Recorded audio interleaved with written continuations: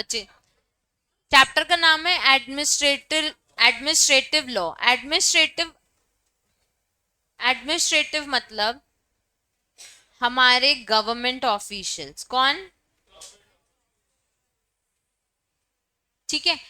अब traffic rules follow करने हैं, ये किसने बनाया है? गवर्नमेंट ने। क्या पार्लियामेंट में आया है ये?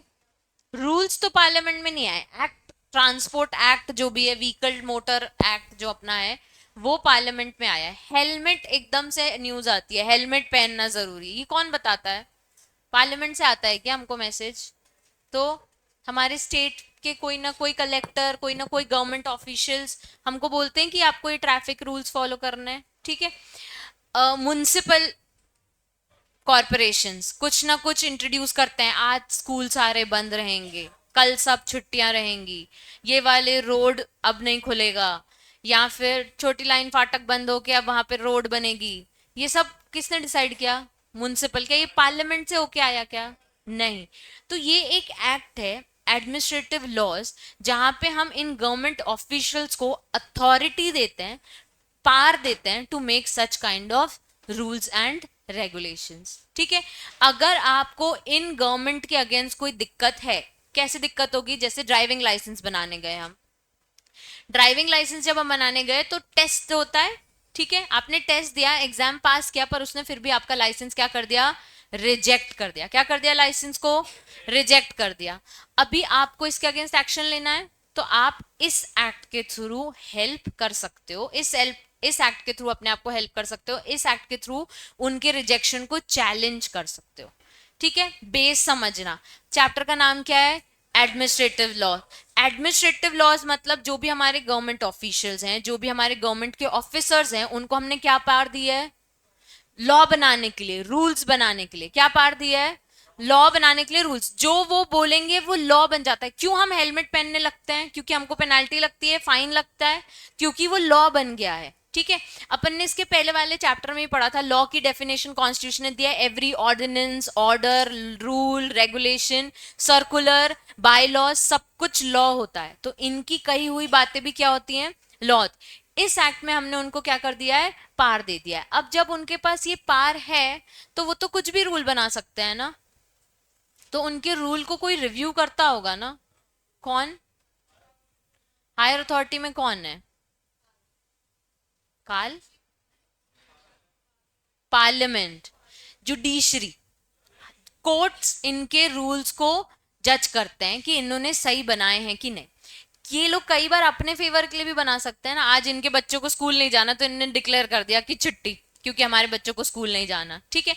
गवर्नमेंट स्कूल के जो प्रिंसिपल्स होते हैं, वो लोग अपने बच्चों को फ्री में एडमिशन्स दे सकते हैं, मतलब उनके पास अथॉरिटी है। पर अगर उन्होंने ये रूल बना दिया कि जितने हम जैसे लोगों, हमारे मतलब गवर्नमेंट वाले सेक्टर के लोग आएंगे, उनके बच्चों को हम फ्री स्कूलिंग देंगे अपने स्कूल में, ये सही चीज है क्या? पर उनके पास अथॉरिटी है ना। तो इस चीज को हम रिव्यू करते हैं कि वो बायस ना हो। तो ये कौन रिव्यू करता है? जुडिशरी, कि ये चीज अलाउ करनी है कि नहीं करनी है। ठीक है। एक स्टिकी नोट लगाओ सबसे पहले इसका इंट्रोडक्शन एक्सप्लेन करने के लिए।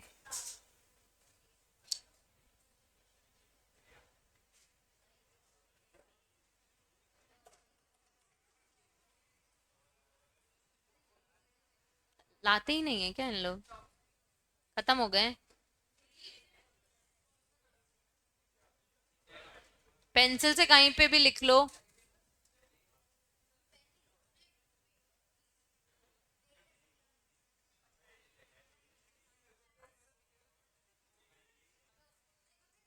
देखो, अभी लिखना नहीं, पहले तुम्हारी बुक में एक सर्कल बना है, इस सर्कल में क्या लिखा है? Administrative law determines the organisation, power, duties and administrative authorities. Law में क्या क्या आ गया? ऑर्गेनाइजेशन की पावर, ऑर्गेनाइजेशन की ड्यूटीज, और ये अथॉरिटीज। ठीक है। तो सबको लॉ का पर्पस समझ आया? आगे आने के बाद मत बोलना कि समझ नहीं आ रहा है, पूछ लो अभी भी। ठीक है। एडमिनिस्ट्रेटिव लॉ इन अथॉरिटीज की पावर्स और ड्यूटीज और रिस्पॉन्सिबिलिटी डिस्क्राइब करता है। पॉइंट नंबर 1 लिखो, अब जो स्टिकी नोट लगाया है, govern action of government agencies. जो एडमिनिस्ट्रेटिव लॉ है उसका पर्पस बता रही हूं। पहला point, governs action of government agencies. बहन ढूंढ ले पेन, कोई भी पेन से लिख ले। governs action of government agencies। Next point लिखो, government body act in proper, fair and legal manner। acts in fair, proper, legal manner। government body acts in fair, proper, legal manner।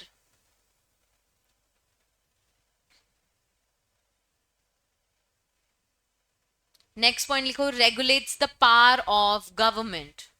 regulates the power of government। regulates the power of government।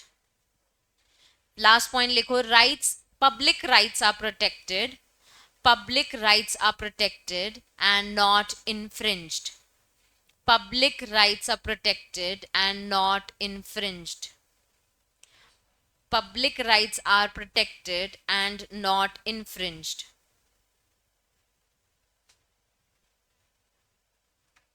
ठीक है। इसमें जो आपको अगर ये नहीं समझ आ रहा हो कि कौन सी बात, कौन सी गवर्नमेंट की आप बात करो, तो एग्जाम्पल लिखो। एग्जाम्पल लिखो, जैसे सेबी रूल्स बनाती है, लॉज बनाती है, फिर आरबीआई करता है ये काम। ठीक है, लिखो सेबी, आरबीआई, फसाए यानी फूड इंडस्ट्री। ठीक है, सेबी, आरबीआई, फसाए, सारे tribunals, tax department, MCA, police, Indian railway, SBI, RBI, FSSAI, tribunal, tax department, MCA, police, Indian railway, airway authority, Indian railway, airway authority, municipal corporation, panchayat. Indian railway, airway authority, municipal corporation और पंचायत। कहां तक लिखा? जो लिख लिया?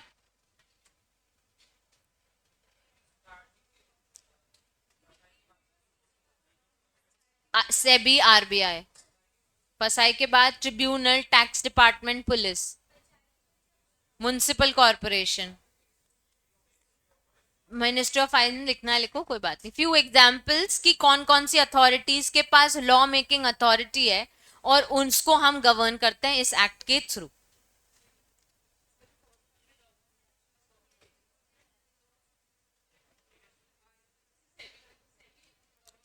सेबी एक government agency है, उसके एक्शंस को ये एक्ट गवर्न करता है। ठीक है, पासपोर्ट बना हुआ है आप सबका? नहीं बनाया? देखो, पासपोर्ट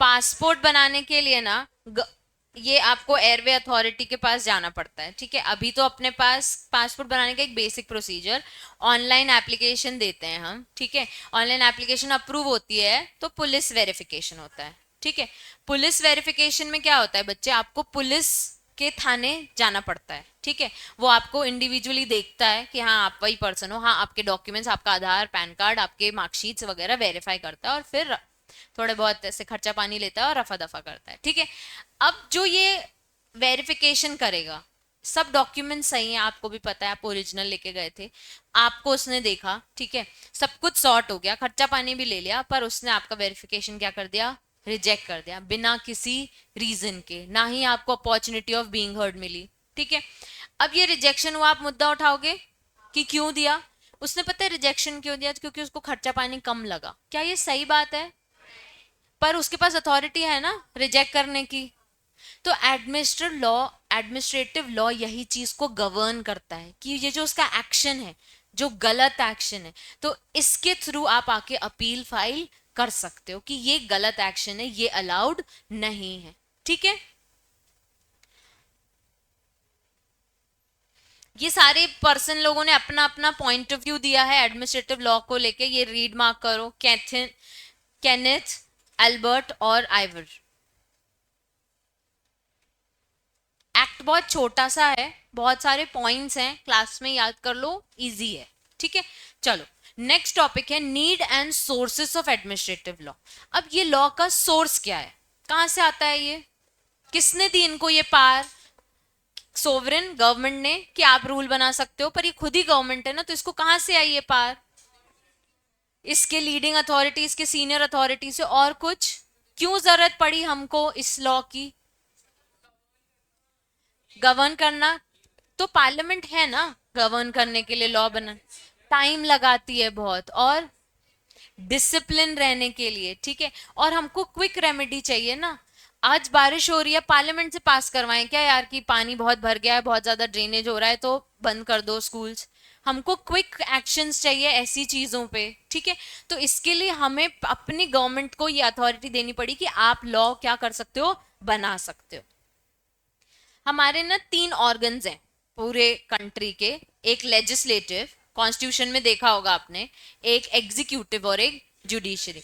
लेजिस्लेचर क्या करता है, लॉ इनैक्ट करता है, एग्जीक्यूटिव क्या करता है, उसको इम्प्लीमेंट करता है, जुडिशरी क्या करता है, उसको इंटरप्रेट करता है, और कहीं कुछ दिक्कत आती है तो उसको रिजॉल्व भी करके देता है। ठीक है, तो हमारे जो एग्जीक्यूटिव है वो लोगों के पास लॉ मेकिंग पावर वैसे तो नहीं है, किसके पास है, लेजिस्लेचर, लेकिन एडमिनिस्ट्रेटिव लॉ इन एग्जीक्यूटिव को भी पावर देता है। अब ये जो जुडिशरी है ना, ये इनकी पावर को रिव्यू करता है, मतलब जब जब ये लॉ बनाएंगे ना, तो जुडिशरी क्या करेगी, रिव्यू करेगी, चेक करेगी, अप्रूव करेगी कि ये चीज वैलिड है कि नहीं। ठीक है, reasons for growth in administrative law, पहला देखो, चेंज इन फिलोसफी और स्टेट्स, पॉपुलेशन बढ़ गई है, लोगों का माइंडसेट बढ़ अलग हो गया है, जितना स्ट्रिक्टली पहले रूल्स फॉलो किया जाता था अब नहीं है, करप्शन बहुत आ गया है, तो हमारे स्टेट में सोच में बहुत ज्यादा फर्क आ गया है, तो हमको एडमिनिस्ट्रेटिव लॉ की क्या है, जरूरत है। नेक्स्ट, अर्बनाइजेशन हो गया है, अब हम सिर्फ रूरल एक गांव की तरह नहीं रहते हैं ना, अब तो हम शहर जैसे लोग हो गए, तो हमारे लग्जरीज बहुत बढ़ गई हैं, नीड्स बहुत बढ़ गई हैं, तो इसके लिए भी हमको एडमिनिस्ट्रेटिव लॉ की जरूरत है।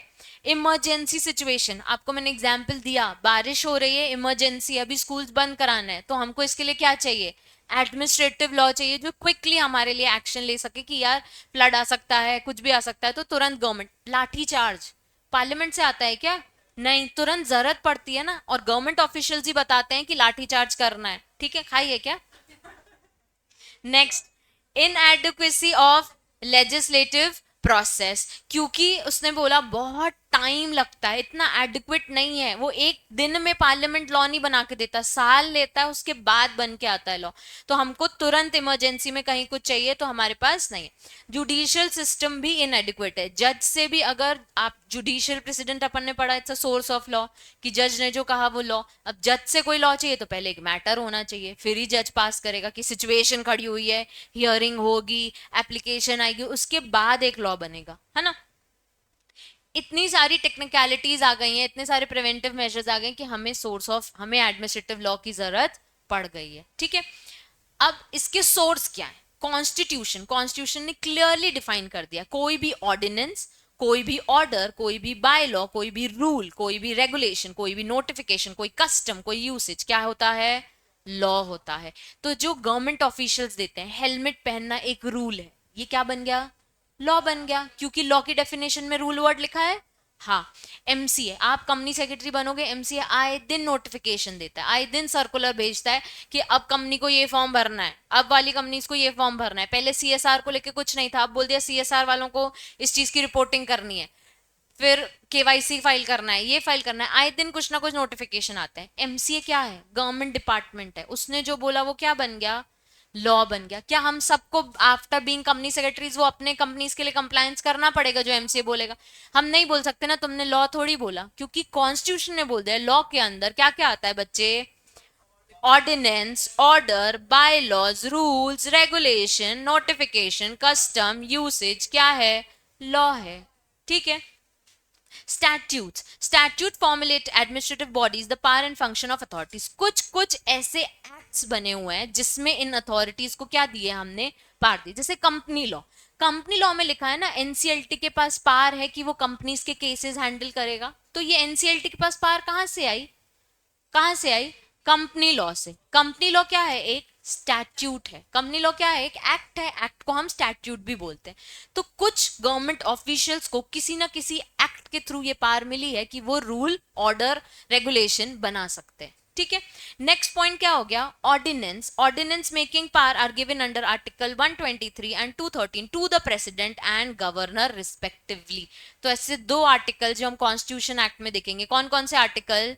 123 एंड 213, कि प्रेसिडेंट और गवर्नर रूल बना सकते हैं, यही मैं बोल रही हूँ। ठीक है, तो उनको ऑर्डिनेंस बनाने की पावर दी हुई है। Last, delegated legislation. Delegated legislation, legislation made by administrative authority subject to judicial and parliamentary control. यानी कि हमने तीन ऑर्गन्स देखे, कौन कौन से? लेजिस्लेशन, एग्जीक्यूटिव और जो लेजिस्लेटिव है ना, लेजिस्लेचर, उसने क्या किया है? डेलीगेट भी किया है कि हर पार पार्लियामेंट के पास नहीं है, मैं कुछ पार अपने एग्जीक्यूटिव और जुडिशरी को भी देता हूं। ठीक है, तो उसने क्या कर दिया? डेलीगेट कर दिया कि जज ने जो बोला ना वो भी लॉ, एग्जीक्यूटिव्स ने कई बार कुछ रूल पास किए ना वो भी लॉ। ठीक है, तो सोर्सेज ऑफ लॉ क्या क्या है बच्चे? कॉन्स्टिट्यूशन, स्टैट्यूट्स, जुडिशियल, ऑर्डिनेंस और डेलीगेटेड लेजिस्लेशन। तो source of law, administrative law कहां से आया? किसने पार दी, अथॉरिटी दी इन लोगों को लॉ बनाने की? कॉन्स्टिट्यूशन ने दी, स्टैट्यूट्स ने दी, जुडिशियल डिसीजंस ने दी, ऑर्डिनेंस ने दी और डेलीगेटेड। ऑर्डिनेंस में कौन से आर्टिकल पढ़े हमने? 123 और 213।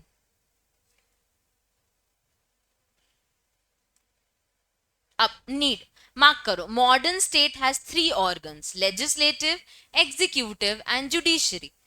फिर लॉ मेकिंग पावर किसके पास है? ट्रेडिशनली लेजिस्लेचर के पास। एग्जीक्यूटिव के पास क्या है? इंप्लीमेंटेशन। जुडिशरी के पास क्या है? Administration of justice and settlement of disputes. The ambit of administration is wide and embraces following elements within it: make policies, executes it or exercise the legislative power. आप एक काम करो, यहां पे एक स्टिकी नोट लगाओ, यहां पे यही वाले में, नीड वाले में, इतना मार्क कर लिया। Goal of administrative is to ensure that individual is not receiving and state administrative power in cases where individual is aggrieved by any action of administration, he or she can get redressed. मतलब कि इनके rule, इनकी authority हमको नहीं अच्छी लगी तो हम इनके अगेंस्ट क्या फाइल कर सकते हैं? अपील फाइल कर सकते हैं, सूट फाइल कर सकते हैं। ये इस एक्ट का गोल भी है कि हमने इनको पावर तो दी है लेकिन इनके अगेंस्ट भी हम बात कर सकते हैं। एक स्टिकी नोट लगा लिया,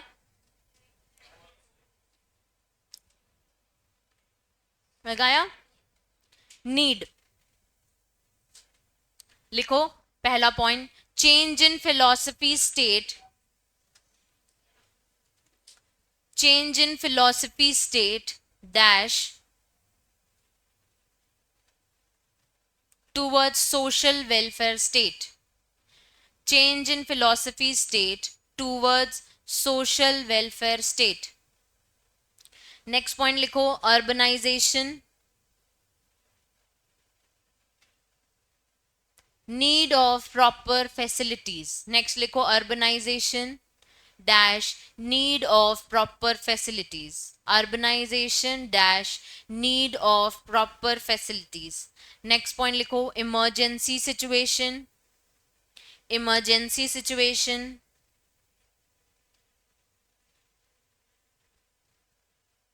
फिर नेक्स्ट पॉइंट लिखो, inadequacy of legislative process, inadequacy of legislative process, inadequacy of legislative process and judicial process, judicial system लिखना, inadequacy of legislative process and judicial system। कहां तक? अर्बनाइजेशन लिखा, उससे ले लेना। ठीक है, inadequacy in of legislative process and judicial system।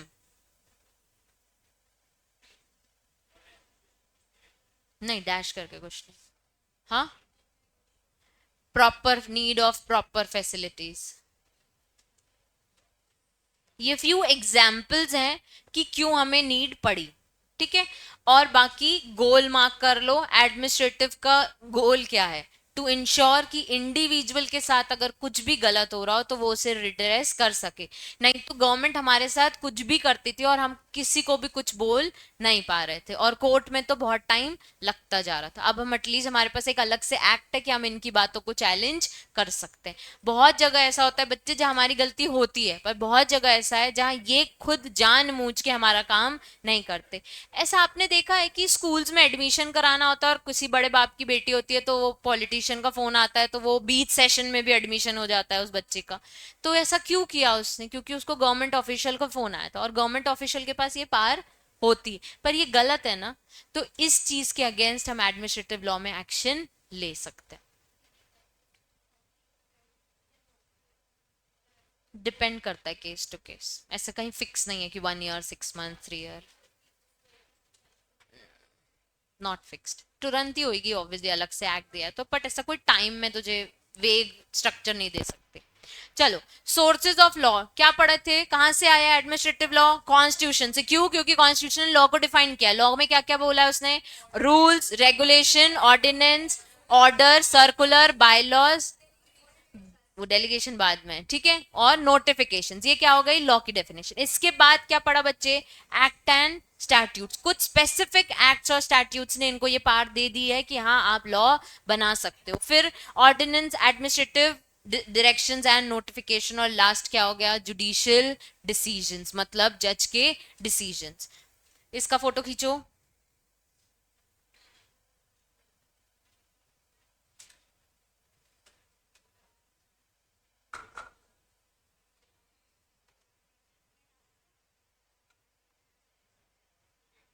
हो गया?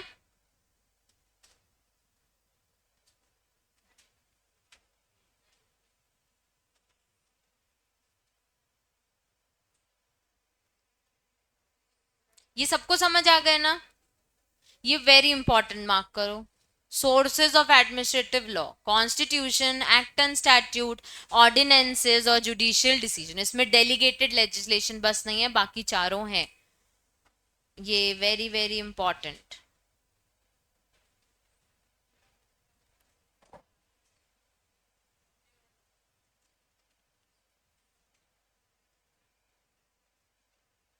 नेक्स्ट है रूल ऑफ लॉ। फटाफट उसमें एक स्टिकी नोट लगाओ।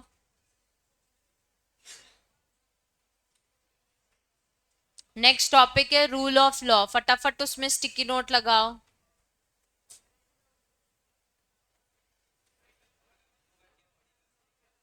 लगाया बच्चे? नहीं लगाया? रूल ऑफ लॉ में नेक्स्ट टॉपिक में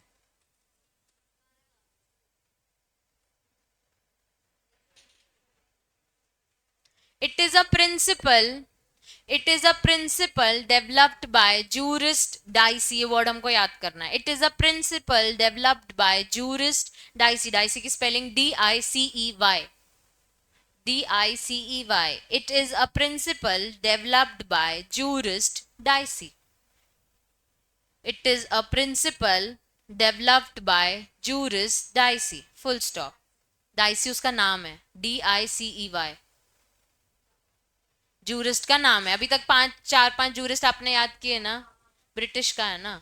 next point: it means that country should govern by laws. It means country should govern by laws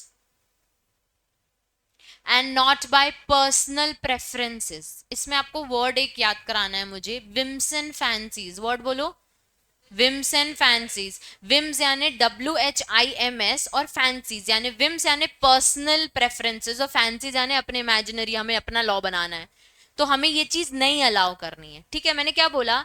it means that country should be govern by laws and not by personal preferences. Bracket में लिखो whims and fancies. Preferences bracket में लिखो whims, WHIMS, and fancies, whims and fancies. Fancies का spelling FANCIEC। ठीक है, personal preference bracket में लिखा whims and fancies of any single person, ruler और dictator. Of any single person, ruler और dictator. मतलब पहले लिख लो, सिंगल पर्सन रूलर और डिक्टेटर, मतलब एक आदमी की इच्छा से लॉ नहीं बनेगा।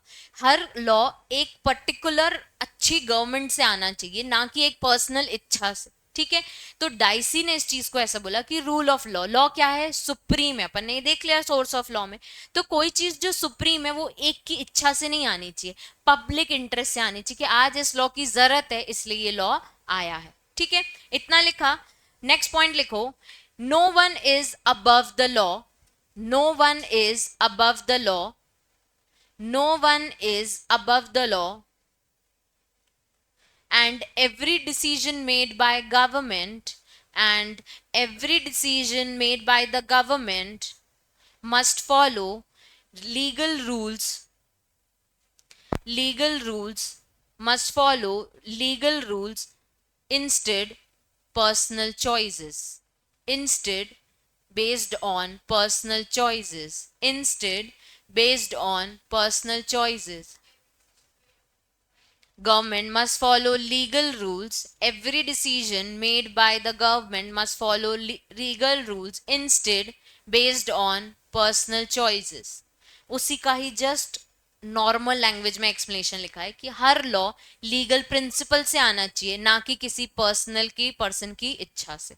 ठीक है, सबको समझ आ गया रूल ऑफ लॉ। तो अगर एडमिनिस्ट्रेटिव लॉ है, हमने आपको पावर दी है, हमने आपको अथॉरिटी दी है कि आप लॉ बना सकते हो, तो आपको क्या फॉलो करना है, रूल ऑफ लॉ फॉलो करना है। और रूल ऑफ लॉ डाइसी के हिसाब से क्या है कि हर लॉ लीगल प्रिंसिपल से डेवलप होना चाहिए, ना कि वर्ड मैंने क्या याद करने बोला, whims and fancies. Personal preference आपके अंडरस्टैंडिंग के लिए आपको क्या वर्ड याद करना है, विम्स एंड फैंसीज। आपको लिख के भी क्या आना है, विम्स एंड फैंसीज। अगर रूल ऑफ लॉ पूछा, इट्स अ इंग्लिश वर्ड, नहीं इट्स एन इंग्लिश वर्ड।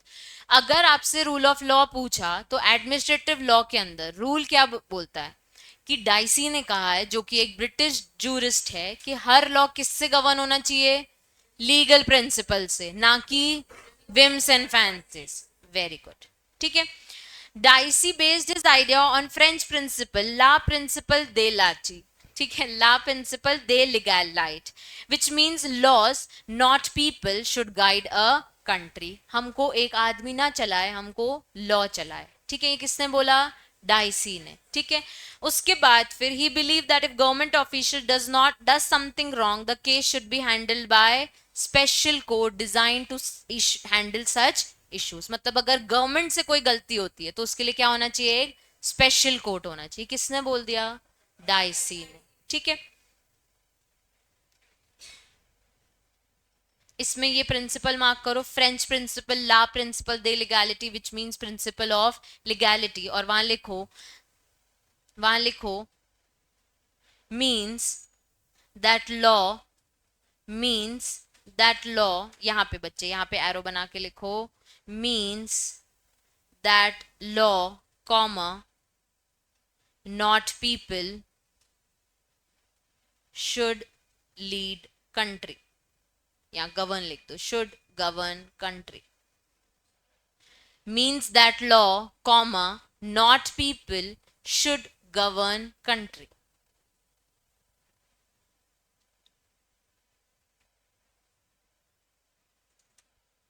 ठीक है,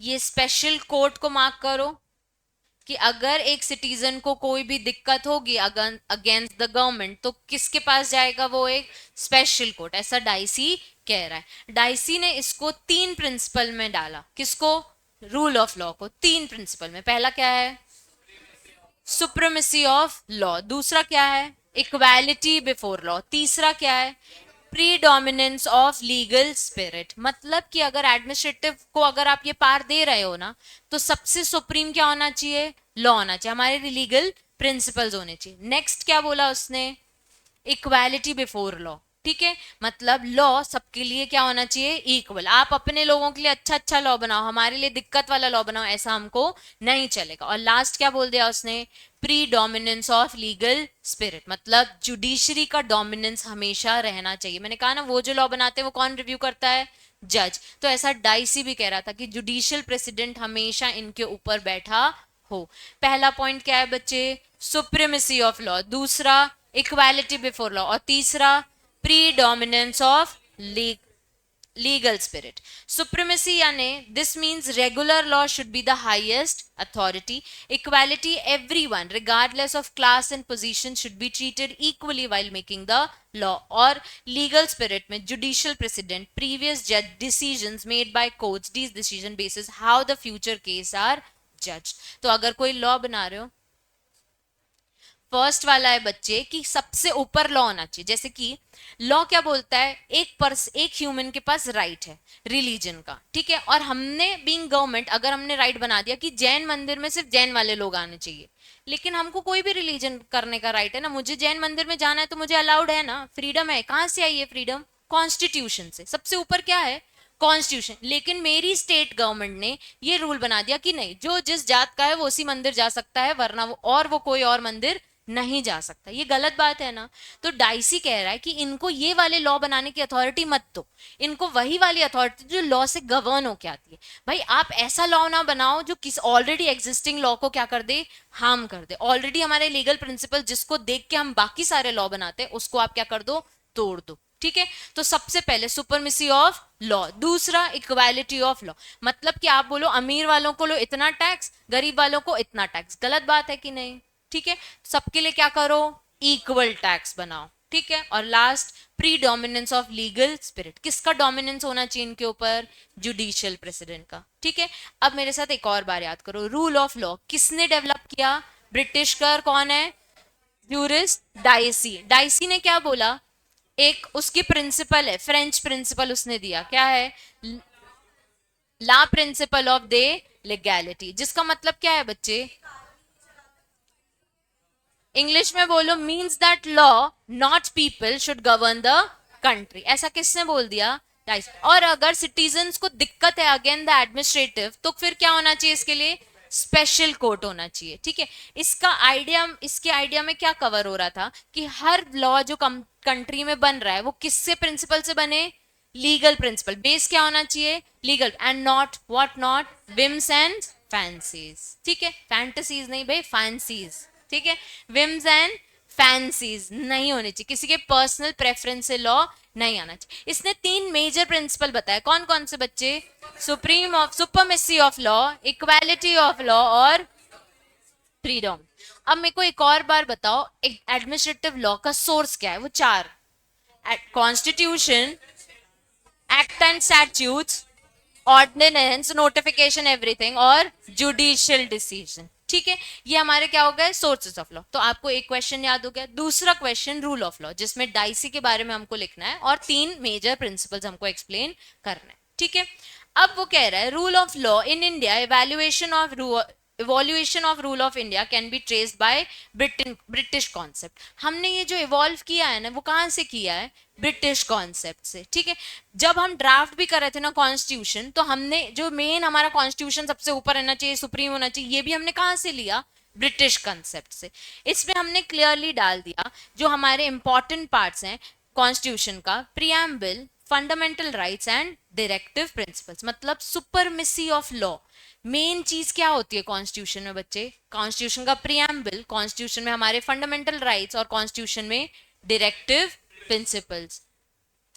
अब जो प्रियम्बल है, प्रियम्बल में क्लियरली उसने बोल दिया है, it talks about only justice, equality, liberty and dignity. ऐसे आपको याद नहीं होगा, अपन कॉन्स्टिट्यूशन में दोबारा पढ़ेंगे प्रियम्बल। ठीक है, कॉन्स्टिट्यूशन के प्रियम्बल में ही उन्होंने किसके बारे में बात की है? जस्टिस, इक्वालिटी, लीगैलिटी और डिग्निटी, लिबर्टी और डिग्निटी। कॉन्स्टिट्यूशन के प्रियम्बल में 4 बातों के लेके बात हुई है, क्या क्या? Justice, equality, liberty and dignity. ठीक है, तो अगर एडमिनिस्ट्रेटिव हमारी अथॉरिटीज अगर कोई लॉ बनाती हैं, तो उसको क्या ध्यान में रखना है कॉन्स्टिट्यूशन का? प्रियम्बल। प्रियम्बल क्या बोलता है? जस्टिस, लिबर्टी, डिग्निटी और इक्वालिटी। ठीक है, फिर फंडामेंटल राइट्स। आपको अपने फंडामेंटल राइट्स पता है? इक्वालिटी, स्पीच, फ्रीडम, एजुकेशन, ये सब हमारे राइट्स हैं। तो अगर एडमिनिस्ट्रेटिव लॉ, आप कोई नया लॉ बना रहे हो, तो प्लीज हमारे फंडामेंटल राइट्स अफेक्ट आप नहीं कर सकते until unless there is some other exceptional situation। नहीं तो आप अब कोविड में बोल दिया था बाहर नहीं आओ, तो फंडामेंटल राइट तो अफेक्ट हो ही रहा था ना, लेकिन सिचुएशन थी जहां आपको ये चीज फॉलो करनी थी। रीजनेबल रिस्ट्रिक्शंस अलाउड है। नेक्स्ट है directive principle of state policy. ये फॉलो ही किसको करना है? हमारे स्टेट को, हमारे गवर्नमेंट अथॉरिटीज को, तो उनको ये बातें ध्यान रखनी पड़ेंगी। The basic guidelines to be followed specially by the government, जो इंश्योर करती है स्मूथ फंक्शनिंग ऑफ कंट्री, वो कहाँ बताई हैं? Directive principle of state policy. Rule of law किसने बताया? डाइसी ने। डाइसी ने बोला भैया फिल्म्स एंड फैंसीज नहीं होनी चाहिए, ऐसा होना चाहिए जो लीगल प्रिंसिपल हो। मैंने 3 मेजर प्रिंसिपल बताए, सुपरमेसी ऑफ लॉ, इक्वालिटी और प्रीडोमिनेंस ऑफ लीगल स्पिरिट यानी जुडिशियल प्रेसिडेंट। फिर हमने एक और चीज पढ़ा कि ये पूरा एवोल्यूशन कहां से आया है? ब्रिटिश कॉन्सेप्ट से। हमारा कॉन्स्टिट्यूशन भी कहां से आया है? British concept. और कॉन्स्टिट्यूशन 3 मेजर चीज बोलती है जो एक एडमिनिस्ट्रेटिव अथॉरिटी को ध्यान रखनी है। पहली प्रियम्बल, दूसरा फंडामेंटल राइट, तीसरा directive principles of state policy. जो प्रियम्बल है वो 4 बातें बोलता है, क्या क्या? जस्टिस, इक्वालिटी, लिबर्टी और डिग्निटी, ठीक है। और फिर फंडामेंटल राइट, फंडामेंटल राइट हमारे वो अफेक्ट नहीं कर सकते। और लास्ट डायरेक्टिव प्रिंसिपल, ये फॉलो ही किसको करना है? गवर्नमेंट को, स्पेशली गवर्नमेंट को, to smooth functioning of our country. तो जब उनको लॉ बनाना है तो उनको ये ध्यान रखना है। दोनों केस लॉ होमवर्क लिखो।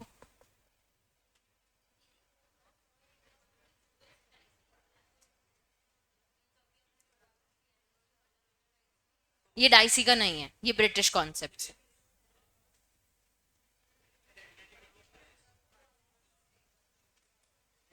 अब मुझे एक और टॉपिक है, नेक्स्ट टॉपिक एडमिनिस्ट्रेटिव डिस्क्रिशन। यहां तक सबको समझ आया? बेस सबका क्लियर हो गया है ना? अब है एडमिनिस्ट्रेटिव डिस्क्रिशन। डिस्क्रिशन मतलब डिसीजन और मन मर्जी, मन मर्जी, ठीक है। डिस्क्रिशन मेरे पास अथॉरिटी है, तो एडमिनिस्ट्रेटिव के पास ना डिस्क्रिशंस हैं लॉ बनाने के, ठीक है। उनके पास क्या है? ऑप्शंस हैं कि वो खुद लॉ बना सकते हैं, मतलब वो डिसीजंस ले सकते हैं। It means freedom of an administrative authority to choose amongst various alternatives but references to rules of reason and justice. मतलब कि अथॉरिटी के पास पूरी की पूरी छूट है, जब चाहे वो अपने हिसाब से ऑल्टरनेटिव चूज कर सकते हैं। आज लॉ है हेलमेट पहनना है, कल लॉ है गाड़ी में सीट बेल्ट लगाओ, फिर लॉ है हेलमेट नहीं पहनो, फिर गाड़ी में सीट बेल्ट नहीं लगाओ। ये अपने हिसाब से वो चेंज कर सकते हैं, ठीक है।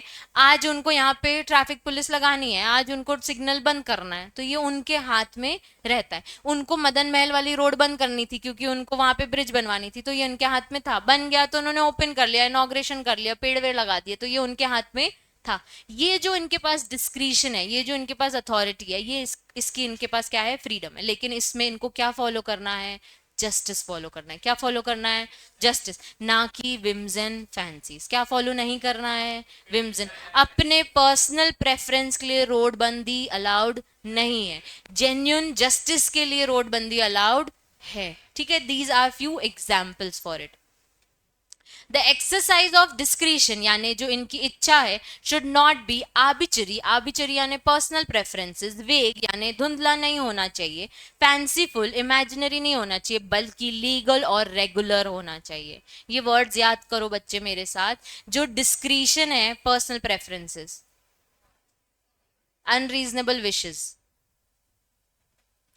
जो ये वर्ड्स हैं याद करो मेरे साथ कि जो एडमिनिस्ट्रेशन डिस्क्रिशन है आपके पास, वो क्या होना चाहिए? पहली बात तो जस्टिस बेस होना चाहिए, ना कि whims and fancies. The exercise of this discretion should not be arbitrary, vague, fanciful, लेकिन क्या होना चाहिए? ये लीगल एंड रेगुलर। ये याद हो गया सबको? अब जहां आर्बिट्ररी लिखा है वहां पर्सनल प्रेफरेंसेस लिखो, जहां फैंसीफुल लिखा है वहां लिखो अनरीजनेबल विशेस। लिख लिया?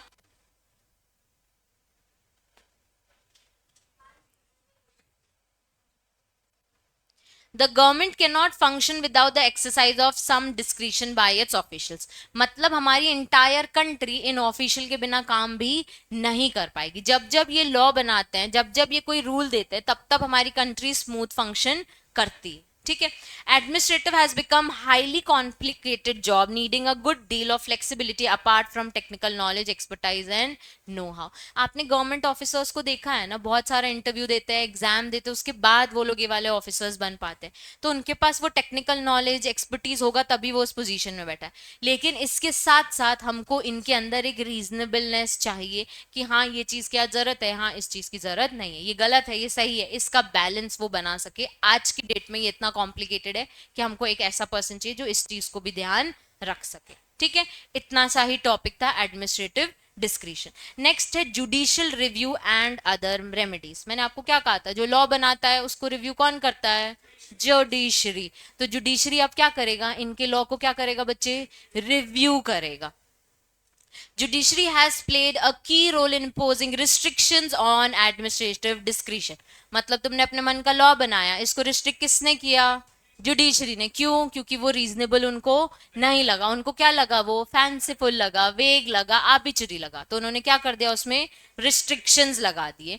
From time to time directed that lawmakers to formulate necessary guidelines and rules to maintain the good conduct of administrative offices. ठीक है, आप टाइम से टाइम चेंज नहीं कर सकते चीजें, अगर आप कर रहे हो तो प्लीज गुड कंडक्ट में करो, नहीं तो हम क्या लगा देंगे, रिस्ट्रिक्शन लगा देंगे। मतलब while making the rules necessary guidelines follow करो। ठीक है, अच्छा नेसेसरी गाइडलाइंस क्या, उसने क्या बोला था डाइसी ने, सुपरमेसी ऑफ लॉ फॉलो करो, इक्वालिटी फॉलो करो, जुडिशियल प्रेसिडेंट था, judicial president, predominance of judiciary, legal spirit, तो मतलब उनकी बात को ध्यान रखना है। फिर हमने ब्रिटिश कॉन्सेप्ट से भी तीन चीजें उठाई। लॉ बनाते टाइम क्या ध्यान में रखना है, प्रियम्बल ध्यान रखना है, और क्या ध्यान रखना है, फंडामेंटल ध्यान रखना है, और क्या ध्यान रखना है, directive principles of state policy. In India, modes of judicial control and administration can be conveniently grouped into three heads. क्या क्या है, constitutional, statutory, ordinary and equitable.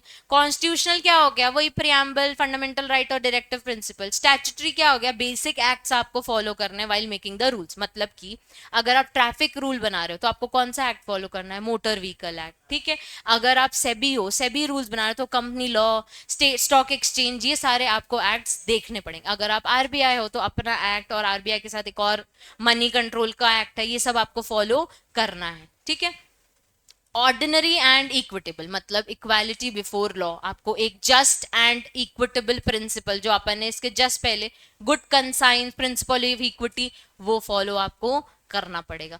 Three modes of making an administrative law, क्या क्या follow करना है authorities को, constitution, statutory और, एक बार स्टिकी नोट लगाओ फटाक से,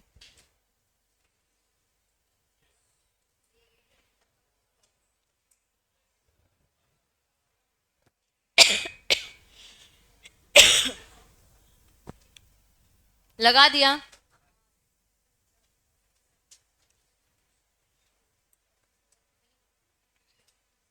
yes, judiciary plays an important role,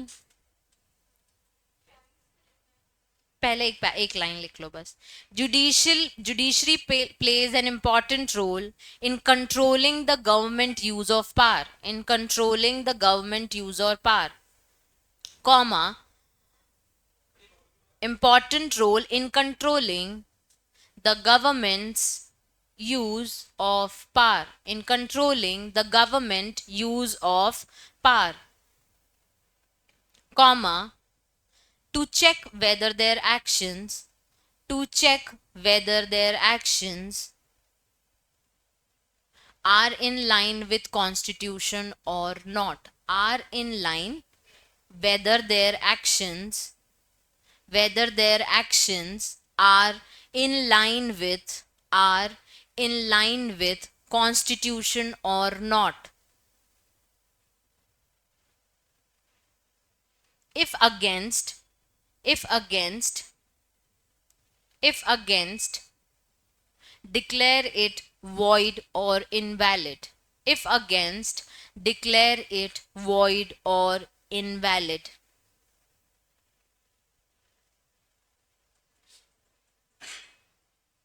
ठीक है, अब एक लाइन समझ लो, जो गवर्नमेंट ऑफिशियल्स हैं, जो मैं बार बार एग्जाम्पल दे रही हूं, इसका मतलब है कि वो अपनी पावर का मिसयूज कर सकते हैं, कर सकते हैं, तो उनके पास बहुत सारी पावर है जिसका वो मिसयूज कर सकते हैं। In order to maintain fair and legal manner, हमें किसकी जरूरत पड़ती है, जुडिशरी की। जुडिशरी क्या करता है? चेक करता है, रिव्यू करता है, ठीक है। अब पॉइंट नंबर 1 लिखो। 3 मेन वेज हैं जहां कोर्ट चेक करेगा। पहला क्या करेगा? कॉन्स्टिट्यूशन, जुडिशियल और control over the discretionary part, जो ये 3 चीजें आपके। कॉन्स्टिट्यूशन लिखो, constitutional review, constitutional review dash it is the supreme law dash it is the supreme law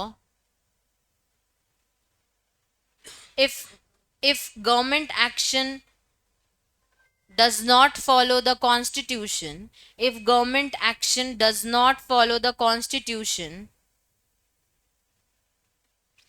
the court declare it invalid. If does not follow the constitution,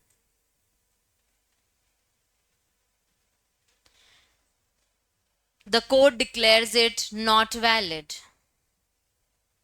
The court declares it not valid.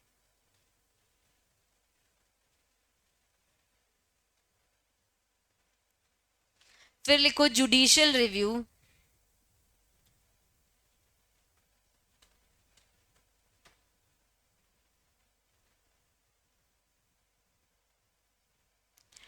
फिर लिखो judicial review, इसमें लिखो court review how decisions are made by the government. Courts review how decisions are made by the government. Court reviews how the decisions are made by the government.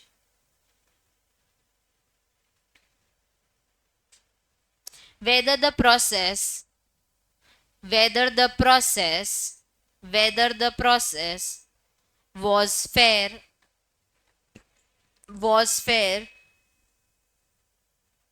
followed by law, fair comma followed by law and respected human rights, and respected human rights. Whether the actions या process was fair comma followed by law comma and respected human rights.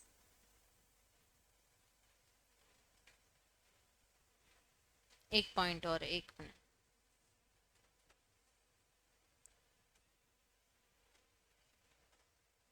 Third point लिखो, control over discretionary power, DISCRETIONERY, discretionary power, discretionary power, discretionary power,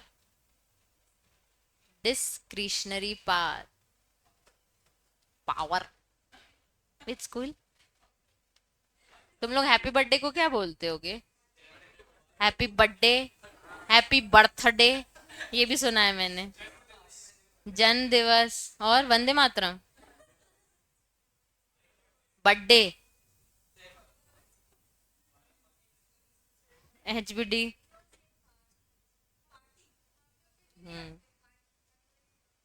क्या बोल रही है? बापरे, Haryanvi type ऐसे बोल, हम लोग नहीं करते क्या? विश ही नहीं करते, हैप्पी बर्थडे ही नहीं बोलते अपन। ये लिखा control over discretionary power. Government officials have some flexibility in making decisions. Government officials have some flexibility in making decisions. Government officials have some flexibility in making decisions.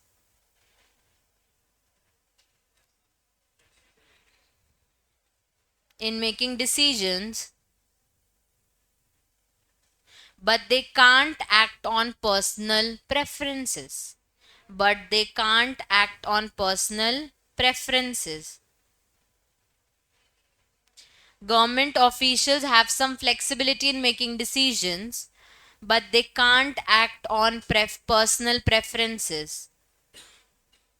Full stop. The court steps in, the court steps in, the court steps in if they misuse this freedom, if they misuse this freedom.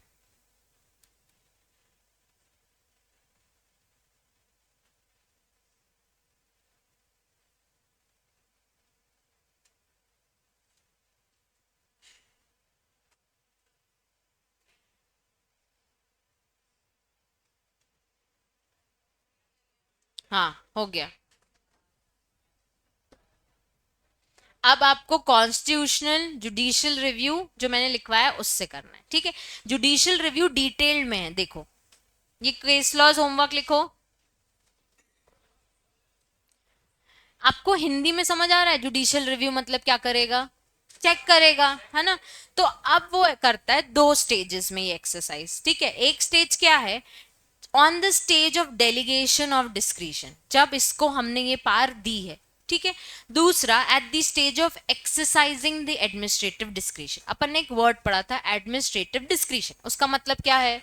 कि वो मर्जी है कि वो law बना सकता है, लेकिन उसको लॉ हमेशा लीगल और रेगुलर बेस पे बनाना है, आर्बिट्ररी, वेग और फैंसीफुल नहीं बनाना है। तो जब ये पार हम आपको दे रहे हैं तब जुडिशरी रिव्यू करेगी, जब आप ये पार एक्सरसाइज करोगे तब भी जुडिशरी रिव्यू करेगी, ठीक है।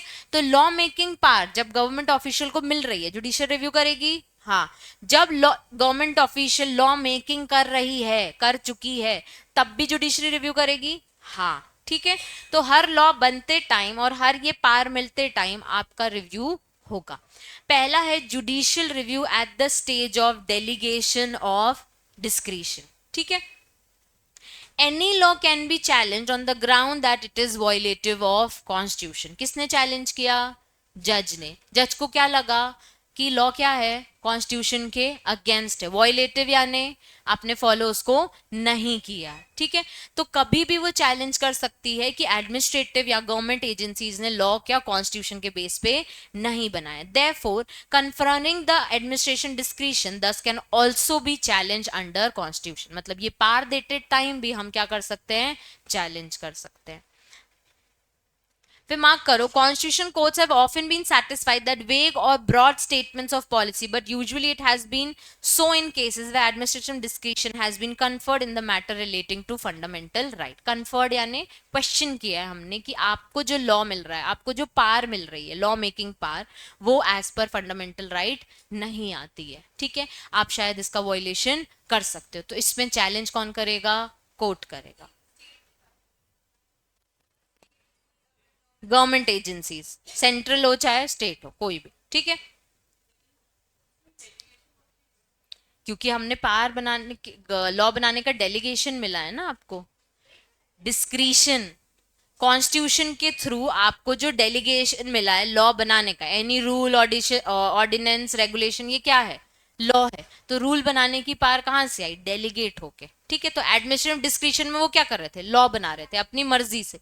तो जब आपको ये डेलीगेट की जा रही है कि अब आपके पास एडमिनिस्ट्रेटिव, मतलब कि एक नॉर्मल पर्सन है, वो क्या है? गवर्नमेंट ऑफिसर है, ठीक है। उसका प्रमोशन हो गया, प्रमोशन होके वो सेबी के मेन बोर्ड पे बैठ गया। तो अब वो जब उस कुर्सी पे बैठा है तो उसको पार मिली है। तो जब उसको उस कुर्सी पे बिठाया जा रहा था तब भी कोर्ट क्या कर सकती है? क्वेश्चन कर सकती है। समझ आया? जब आपको वो पोजीशन में बिठाया जाएगा कि अब आप लॉ बना सकते हो, रूल डिक्लेयर कर सकते हो, तब भी जुडिशरी क्या करेगी? रिव्यू करेगी। जब आप उस कुर्सी में बैठ के बोलोगे कल से ये लॉ बन जाना चाहिए, तब भी जुडिशरी क्या करेगी? रिव्यू करेगी, ठीक है। हाँ, हाँ, हाँ। पहले बैठने के टाइम पे रिव्यू होता है, एक्सरसाइज करता है फिर से रिव्यू होता है। ये जितनी मैंने अथॉरिटीज कही सबका रिव्यू होता है। नहीं, नहीं, कोर्ट के, अगर आप डिक्लेयर कर रहे हो तो कोर्ट की परमिशन से ही होता है ये, ठीक है। चलो, यहां से रीड करो। Aarush, the courts exercise control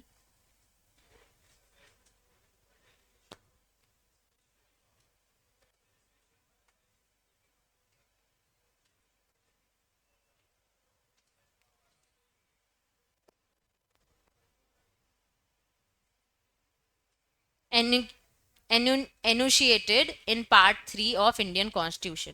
court क्या करता है? जैसे ही आपको डेलीगेशन मिलता है ना कि now you have a discretionary power, कि आप अब लॉ बना सकते हो या आप उस जगह पे बैठ सकते हो, तो तब पहले बेस चेक करेगी कि कॉन्स्टिट्यूशन के हिसाब से इसको वो पावर मिलनी चाहिए कि नहीं, ठीक है। तो पहला क्या चेक कर रहा है? वो कॉन्स्टिट्यूशनैलिटी जो अपन ने ऊपर पढ़ा। दूसरा क्या चेक करेगा? वो स्टैट्यूट और, ठीक है। अब administrative discretion and article 14। Article 14 क्या है बच्चे? फंडामेंटल राइट का नाम है इक्वालिटी बिफोर लॉ। कहाँ बज रहे हैं ये गाने?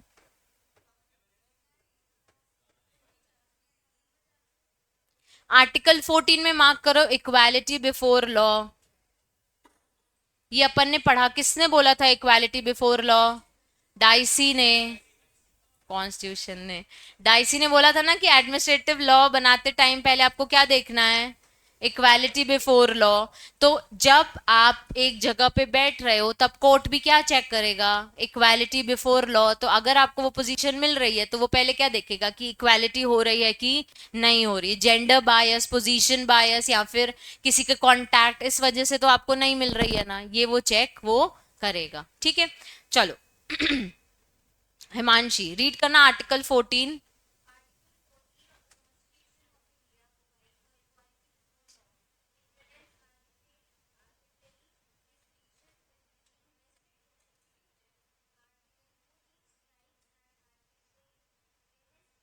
Action in state action and ensures.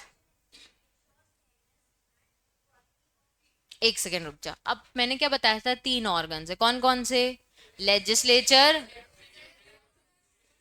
जब एग्जीक्यूटिव को ये पावर मिल रही है कि आप क्या कर सकते हो, आप लॉ बना सकते हो, तो जुडिशरी क्या कर रही है? रिव्यू कर रही है। रिव्यू करते टाइम वो क्या देख रही है? आर्टिकल 14। आर्टिकल 14 क्या बोलता है? Equality before law. जब ये होता है तो वो सबसे पहले प्रिवेंट करती है आर्बिचरी। आर्बिचरी का मतलब क्या था? Personal preferences. मतलब कोई पर्सन अनफेयर होके अपने पर्सनल प्रेफरेंस के लिए क्या कर रहा है? लॉ बना रहा है। अब लॉ में वो क्या बना रहा है कि सिर्फ और सिर्फ गोरे लोग ये काम करेंगे, काले लोग काम नहीं करेंगे। क्या ये इक्वालिटी बिफोर लॉ है क्या? नहीं है। लेकिन उसने क्या किया? अपने प्रेफरेंस के लिए ये लॉ बना दिया ना। तो जहां पे जुडिशरी ने क्या किया? रिव्यू किया। रिव्यू करते टाइम उसने कौन सा आर्टिकल अप्लाई किया? आर्टिकल 14। कि यहाँ पे ये अपने पर्सनल प्रेफरेंस के लिए लॉ बना रहा है, this is not a fair law, इसलिए मैं इसके अगेंस्ट एक्शन लूंगा और ये लॉ अलाउ नहीं करूंगा। ठीक है, सबको समझ आया? तो वो सबसे पहले चेक करेगा कि आर्टिकल 14 स्ट्राइक होता है और आर्बिट्रेरियसनेस होता है, मतलब कि पर्सनल प्रेफरेंस में कोई लॉ आता है, इंश्योर करेगा जुडिशरी की इक्वल ट्रीटमेंट हो और फेयर हो, तो लॉ को वो क्या करवा देगा? चेंज करवा देगा। क्या करवा देगा? चेंज। अब the court, in determining question of validity of such statute, examines whether the statute has laid down any principal policy for guidance of exercising the discretion by the government in the matter of selection and classification. मतलब कि administrative law अगर कोई statute लाता है तो उसने अपनी discretion जब यूज की है तो क्या उसने बाकी स्टैट्यूट्स और लॉ को ध्यान में रखा है कि अपने मन से बस कोई लॉ बना दिया? तो आर्बिट्ररी नहीं होनी चाहिए। तो हम ये वैलिडिटी चेक कैसे करते हैं? हम ऑलरेडी एग्जिस्टिंग एक्ट्स के थ्रू हम ये वैलिडिटी चेक करते हैं कि इसने वैलिड लॉ बनाया है कि नॉट वैलिड लॉ। तो अगर इक्वालिटी बिफोर ऑफ लॉ नहीं होगा तो लॉ क्या डिक्लेयर हो जाएगा? इनवैलिड, वॉइड डिक्लेयर हो जाएगा, या नॉट वैलिड, बिल्कुल एक्सेप्टेबल नहीं होगा। ठीक है, सेक्शन क्यों दिया हुआ है ना, क्योंकि जुडिशरी इस पर्सपेक्टिव से ही रिव्यू करता है। ये क्या है? रूल बनाते हैं। ये और कौन से रूल बनाते हैं? एक ये है, नीचे फ्रीडम भी आए, सर्टेन फ्रीडम्स को लेके भी आर्टिकल 19। ये दो मेन एक्ट को ही लेके ये पार और रूल गवर्न करते हैं, इसके अलावा और कोई को अफेक्ट नहीं करते हैं वो। इनके पास इतनी अथॉरिटी है। इसके अलावा कॉन्स्टिट्यूशन, फंडामेंटल राइट अफेक्ट करना है तो फिर वो पार्लियामेंट में लॉ आता है। ठीक है, एक बार आर्टिकल 19 पढ़ो, एडमिनिस्ट्रेटिव डिस्क्रिशन, आर्टिकल 19। सरलीन जोर से पढ़ना।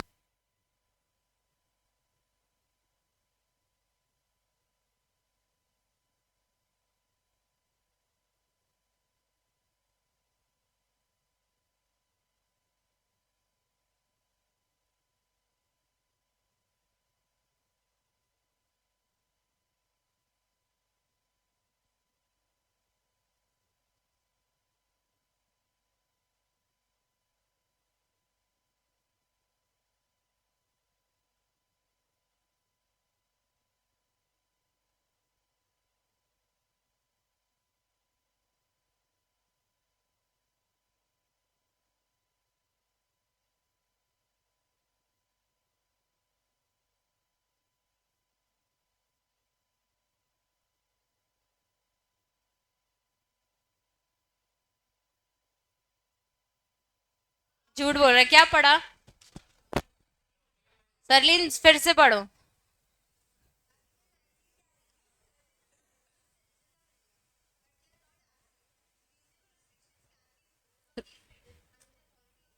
कोविड, एग्जाम्पल लिखो, कोविड। सर्टेन फ्रीडम्स के आपको अथॉरिटी हम रोक सकते हैं, जैसे कि कोविड के टाइम पे हमने स्ट्रिक्टली रोक दिया था विद अ रीजनेबल रिस्ट्रिक्शन। वैसे हमेशा जुडिशरी रिव्यू करेगा क्या आप किसी की फ्रीडम को हार्म कर रहे हो।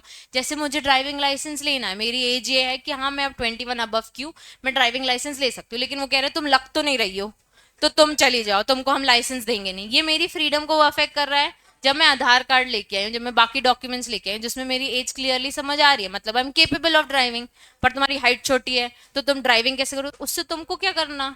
ठीक है, यहाँ पे वो मेरी फ्रीडम को अफेक्ट नहीं कर सकता। ठीक है, नेक्स्ट रीड करना है Manshi, number of cases, a number of cases वाला।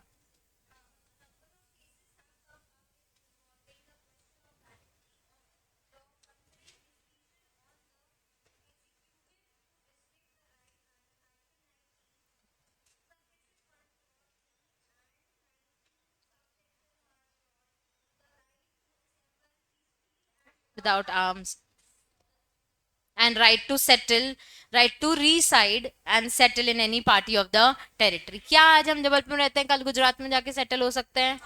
तो अगर ये राइट को अगर वो अफेक्ट करेगा तो हम वैलिडिटी चेक करेंगे। हाँ, कौन चेक करेगा, जुडिशरी। तो यहाँ पे बहुत बार क्वेश्चन उठे हैं कि वो लोग क्या करते हैं, हमारे स्टेट से ना आप दूसरे स्टेट नहीं जा सकते, आप बिजनेस यहाँ करते हो दूसरे स्टेट में बिजनेस नहीं कर सकते।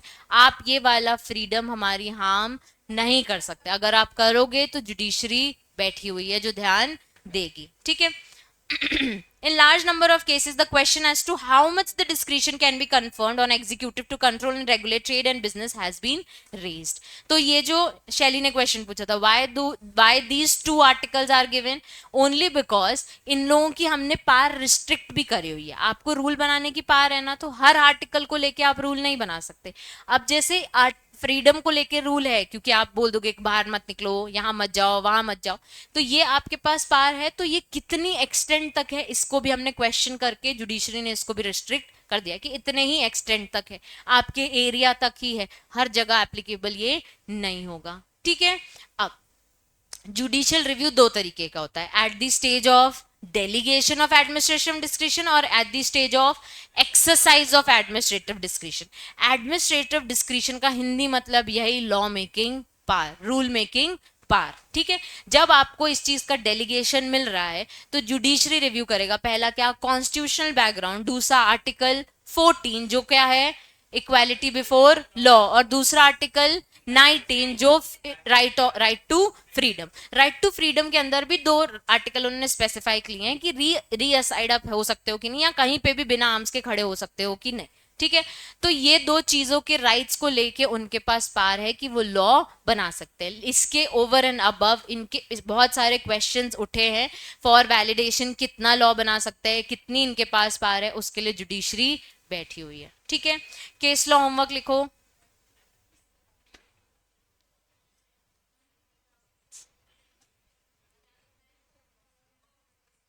केसेस नेक्स्ट देखो, judicial review eight the stage of exercise of jurisdiction discretion. अब no law can clot administrative action with complete and finality even if the law says so far the courts always examine the ambit and even the mode of exercise to check its conformity with the fundamental right। अब जब exercise करते हो तब भी हम क्या check कर रहे हैं, फंडामेंटल राइट्स। हम वैलिडिटी कहां से ले रहे हैं, फंडामेंटल राइट से, कि वो चीज फॉलो हो रही है कि नहीं। उसमें दो ब्रॉड हेड डाल दिए। पहला क्या, अब्यूज ऑफ डिस्क्रिशन, मतलब आप अपनी पावर का मिसयूज करोगे, और दूसरा क्या, नॉन एप्लीकेशन ऑफ माइंड, बिना बुद्धि लगाए क्या बना रहे, लॉ बना रहे। तो हमने जब आप ये करोगे तो जुडिशियल देखेगा क्या दिमाग लगाया उसने, और क्या उसने फंडामेंटल राइट्स को अब्यूज तो नहीं किया है। ठीक है, अपनी पावर का मिसयूज तो नहीं किया। जब हमने आपको डेलीगेशन दिया कि आप अब एडमिनिस्ट्रेटिव डिस्क्रिशन की पोजीशन में बैठ सकते हो, तब हमने क्या देखा, कॉन्स्टिट्यूशन आर्टिकल 14 और आर्टिकल 19।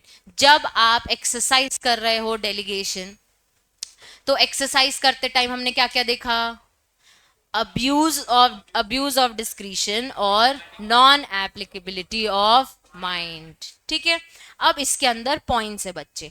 पहला देखो इधर से देखो, पहला क्या है, अब्यूज डिस्क्रिशन, मतलब आपने क्या किया, मैलिफाइड, बैड फेथ, ठीक है, आपने सामने हमारे पब्लिक के साथ क्या किया, हेरा फेरी, ठीक है। नेक्स्ट क्या है, इररेलेवेंट कंसिडरेशन, मतलब वैलिड पॉइंट आपका नहीं है, इररेलेवेंट है। Leaving out the relevant consideration, फिर arbitrary orders, improper purpose, colourable exercise, non compliance और एक्सीडिंग जुरिडिक्शन। पहले ही 8 नाम याद करो मेरे साथ। जब हम देख रहे हैं अब्यूज ऑफ डिस्क्रिशन हो रहा है, मतलब वो अपनी पावर का क्या कर रहा है, मिस यूज कर रहा है, तो हम क्या क्या देखेंगे, पहला पॉइंट क्या देखेंगे हम, मैलाफाइड, दूसरा क्या देखेंगे, इररेलेवेंट कंसिडरेशन, तीसरा क्या देखेंगे, leaving out the relevant consideration, चौथा क्या देखेंगे, आर्बिटरी ऑर्डर्स, पांचवा क्या देखेंगे, इम्प्रॉपर पर्पस, सिक्स क्या देखेंगे, कलरेबल एक्सरसाइज, सेवेंथ क्या देखेंगे, नॉन कंप्लायंस, और एट्थ क्या देखेंगे, एक्सीडिंग जुरिस्डिक्शन। अब पहला देखो, एग्जाम्पल लिखा हुआ है, गवर्नमेंट ऑफिसर क्या कर रहा है, बिजनेस लाइसेंस कैंसिल कर रहा है, क्यों, क्योंकि उसको नहीं मिली, ठीक है, ड्रॉर में वो रख के नहीं गया, तो उसने उसका क्या कर दिया, बिजनेस लाइसेंस कैंसिल कर दिया। ये क्या है, गलत बात है। आपको जो हमने प्रॉपर डॉक्यूमेंट्स दिए हैं तो आपको हमको लाइसेंस देना पड़ेगा। जस्ट बिकॉज हमने आपको ब्राइब नहीं किया और आपने क्या किया, हमारा लाइसेंस कैंसिल कर दिया या हमारा लाइसेंस ही प्रोवाइड नहीं किया, ये क्या है, एक मैलिफाइड थिंग है। Irrelevant consideration, a city authority denies a building permit because the applicant did not donate to a local charity, चंदा नहीं दिया तो आपने बिल्डिंग नहीं बनाने दी, ये क्या है, इररेलेवेंट कंसिडरेशन है, ठीक है। ये आप अपनी पावर का मिसयूज कर रहे हो। Leaving out the relevant consideration, official approves a housing project without considering environmental impact report. अब एक घर बनाने की बिल्डिंग को आपने अप्रूव कर दिया, क्यों, क्योंकि आपके फ्रेंड की थी, आपको भी उसमें कुछ ना कुछ पैसा मिलना था, आपने ये देखा ही नहीं कि वो एनवायरमेंटल पे गलत इम्पैक्ट पड़े, उधर पे बिल्डिंग, बीच रोड है, वहां तुमने क्या कर दिया, बिल्डिंग बना दी और अलाउ कर दिया, हाँ बना सकते हो, क्या ये चलेगा, क्या नहीं, क्यों, तुम्हारे पास पार है इसलिए तुमने उसका क्या किया, मिसयूज, तो उसको हम क्या बोलते हैं, अब्यूज ऑफ डिस्क्रिशन। डिस्क्रिशन मतलब मन मर्जी, अपनी मर्जी से गलत काम किया। अब रेलेवेंट क्या है, आप जिस पोजीशन में बैठे हो आपको अपने एरिया के लोगों का, एनवायरमेंट का, पोल्यूशन का, सबका ध्यान रखना है। आपने रेलेवेंट पार्ट को छोड़ दिया और अपने मतलब फायदे का काम करवा लिया, ठीक है। नेक्स्ट क्या है, आर्बिटरी ऑर्डर्स। आर्बिटरी ऑर्डर्स यानी मन मर्जी का, आज मेरी बच्ची को स्कूल नहीं जाना, मैंने क्या किया, सबके स्कूल कैंसिल कर दिया। स्कूल प्रिंसिपल एक्सपेल, जिसमें एक्सपेल करने का है, a student without any investigation और proof of wrongdoing just because they don't like the student, पसंद नहीं आया बच्चा तो उसको क्या कर दिया, सस्पेंड कर दिया बिना इन्वेस्टिगेशन किए, ठीक है। ये क्या है, आर्बिटरी ऑर्डर्स। फिर improper use, improper use, a traffic cop यानी police uses his power to use fines not to enforce road safety but to meet a quota और अ पर्सनल गेन। हेलमेट नहीं पहना है, निकालो पैसे निकालो, कई बार रसीद नहीं काटते वो लोग, ठीक है। तो ये क्या है, इम्प्रॉपर पर्पस, ठीक है। Colourable exercise of power, government official pretends to use their power to promote public welfare but in reality they are helping their friends in securing the government, ठीक है। दिखाते क्या है कि हम तो लोगों का करते हैं लेकिन कर किसका रहे, वो अपने दोस्तों का, ठीक है। ये हो गया कलरेबल, मतलब जो दिखता है वो होता नहीं है, गिरगिट के रंग, ठीक है। Non compliance of procedural requirement and natural justice, fair नहीं हो रहे हैं तो क्या हो रहे हैं वो, abuse of discretion. A student is suspended from school without being informed of the reason and give a chance to defend themselves, opportunity of being heard दिया नहीं और उसको क्या बोला, तो सस्पेंड। फिर exceeding jurisdiction, a local health inspector orders a demolition of building for minor code violation when their legal power only allows to issue them fines. एक person के पास सिर्फ फाइन लगाने का चार्ज है लेकिन उसने क्या किया, एक्स्ट्रा अपनी पावर यूज कर ली, नहीं नहीं बंद करो ये काम नहीं हो सकता, और बोला मेरे पास अथॉरिटी, जबकि उसके पास वो अथॉरिटी थी ही नहीं, अपनी जुरिडिक्शन का क्या किया, एक्सीड किया। अब मेरे साथ नाम याद करो, अब्यूज ऑफ डिस्क्रिशन, पहला क्या है, मैलाफाइड, दूसरा क्या है, इररेलेवेंट कंसिडरेशन, तीसरा क्या है, leaving out the relevant consideration, चौथा क्या है, आर्बिटरी ऑर्डर्स, फिर इम्प्रॉपर पर्पस, उसके बाद कलरेबल एक्सरसाइज ऑफ पावर, फिर नॉन कंप्लायंसेस और लास्ट एक्सीडिंग। सबको ये 8 पॉइंट याद हुए, इंपॉर्टेंट क्वेश्चन है, मार्क करो और इसका फोटो खींचो क्योंकि इसमें एग्जाम्पल्स दिए हुए हैं। पहले 5 का ले लो, जिसने नहीं खींचा बस मिलेगा मिलेगा, मैं छोड़ ही दूंगी। नेक्स्ट देखो। बाप रे, एक फोटो तू खींच, एक फोटो मैं खींचूंगी। ठीक है, यही किया ना इन लोगों ने।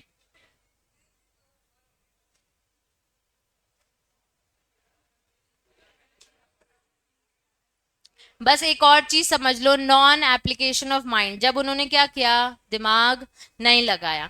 एक्टिंग अंडर डिक्टेशन, इसमें क्या होता है बच्चे, अपने सीनियर पॉलिटिशियन का फोन आया और पुलिस, जो स्कूल का प्रिंसिपल, उसने क्या किया, सस्पेंड कर दिया। अपना दिमाग लगाया, पूछा क्यों सर, क्या सर, क्यों नहीं करना।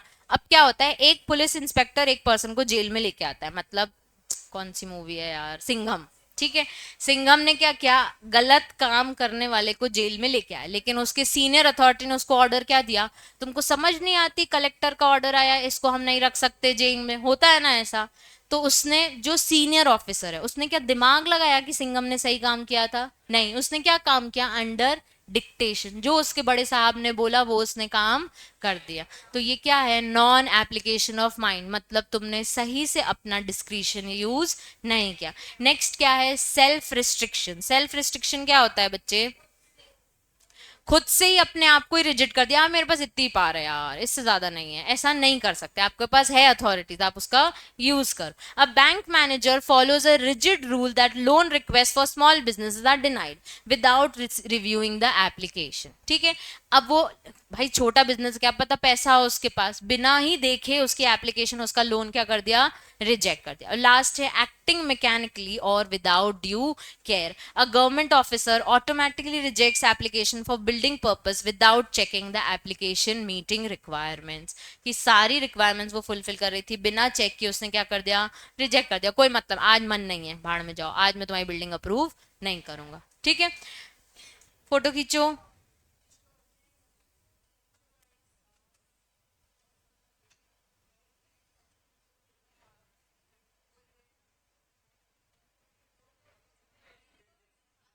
हाँ,